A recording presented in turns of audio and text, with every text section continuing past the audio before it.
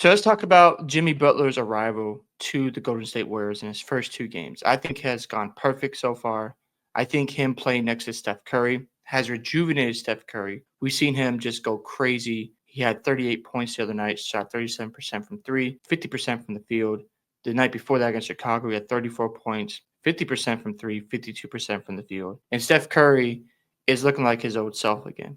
And it does help when you add a new piece in that the organization is telling Steph Curry, look, we're still trying to compete. We are trying to build a contender around you. At the later stage of your career, it can be hard to stay motivated, to stay engaged, especially when you know the roster's not that good. So they went and got Jimmy Butler, the things he can bring to the table: scoring, dribbling the ball, scoring off the dribble, playmaking, and shooting.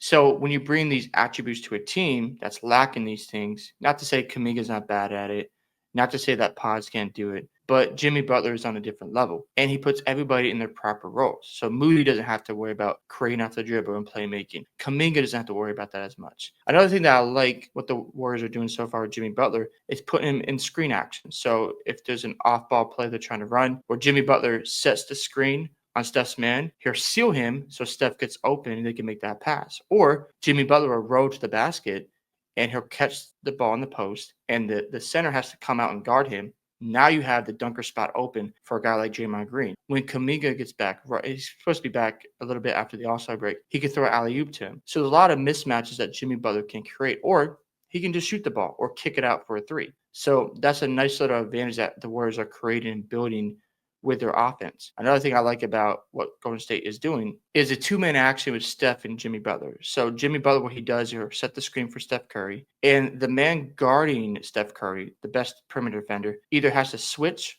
or get over the top of the screen. And what that does is Jimmy Butler rolls to the basket, gets in front of his man, and Steph Curry passes into Jimmy Butler. He's either going to attack the basket or make the pass in the dunker spot to Draymond Green for an easy dunk or layup. So you're seeing these actions go on, and it's hard to figure out how to guard the Warriors because, again, Jimmy Butler playing in the middle of the floor opens up the offense. Again, he's a guy who can shoot the ball, score off the dribble, and play make. And when you have those attributes, it opens up the offense even more. Steph Curry, if you want to switch your man on Steph, now you give up your best perimeter player to guard Jimmy Butler. Well, here's the problem with that. Now Steph Curry can lob into Jimmy Butler, has the size advantage over his guy, can shoot over the top of him, and just bully his way to the basket. In his first two games, Jimmy Butler has 28 free throw attempts, 23 of 28 from the free throw line. So he's getting in the post. He's getting easy baskets. I've seen, plays where there's a play against the Bucks where Jimmy Butler was in the corner, and he set a screen for Steph Curry, and Kuzma was on Steph Curry. And the problem with that is Steph Curry just went to the basket, scored off the dribble, and made an easy bank shot.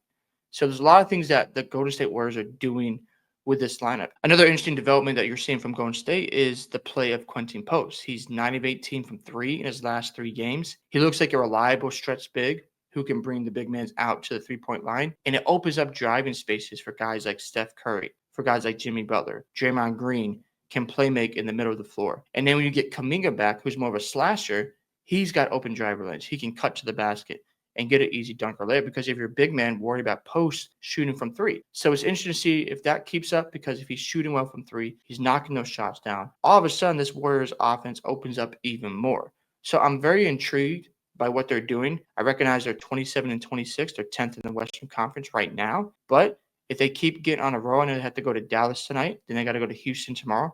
But the Dallas game is winnable because they're dealing with injuries from Anthony Davis and Daniel Gafford. And then Houston's inexperienced. As long as the Warriors can continue this, winning streak and playing good basketball, building good habits, you get to the playoffs as a seventh seed. You play Memphis. You got to feel good about yourselves. Well, let's just say Houston gets back to a top three position in the Western Conference and the Warriors get to six and out of the play-in position. That's huge. You feel good about that matchup. So I am very curious to see how this plays out. I love the fit with Curry and Butler. I think it's going to work out really well. And you've extended the possibility of a championship window. Now, I'm not saying they're contenders right now. You might have to add another piece or two. But now you're saying, okay, we have Jimmy, we've got Steph, we've got Draymond. Now, how do we complete this roster? You can go in the offseason, you got to cut more pieces. You come into next season and you just take off. And you go on one last ride with Steph Curry. So it takes the pressure off Steph Curry to generate offense. You see him rejuvenated out there with playing with Jimmy Butler. Jimmy is just getting to the paint at will, drawing free throws. Again, that's another key component because if Jimmy Butler is drawing free throws and getting to the line, guess what? You're putting teams in foul trouble. You're getting them in the bonus early on in the game. And it just makes the game easier for guys like Steph to drive to the basket, shoot the 3-point shot. And the defenders are hesitant because if you get in Steph's airspace, now it's another foul. If you bump him, that's a foul. So what Jimmy's doing is putting pressure on the defense to make decisions. So as long as they continue to build that chemistry and get better together, I think it's just a match made in heaven. I love what they're doing here. I love the fact that Jimmy is the roll man, where if they try to trap Steph Curry or if they're switching or if they're, staying on the man, it puts pressure on your backline defense. And Jimmy Butler is doing a great job with decision making, and he's good at this. So you brought a guy in who has strengths that you didn't have before. And it takes pressure off of guys like Moody, Kuminga, Paz to make those choices. Now they can focus on their roles where Kuminga can be a slasher. Paz can slash the basket. He can do other things out there.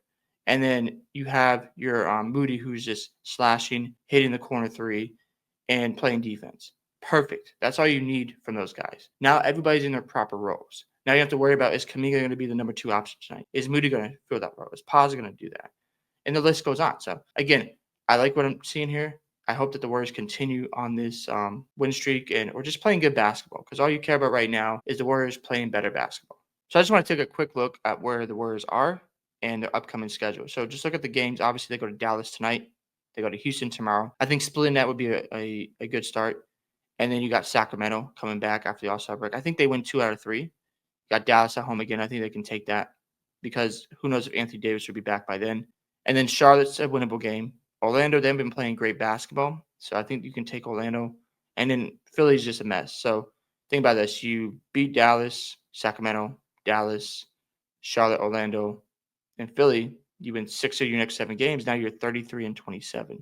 And just looking at where they are in the West right now, they're the 10th spot. You're only 2.5 games out from the 7th seed and 2.5 from the 6th seed. So the Warriors could go on a potential run here. I'm not saying that they're championship contenders right now. I'm not suggesting that. But they're an interesting team.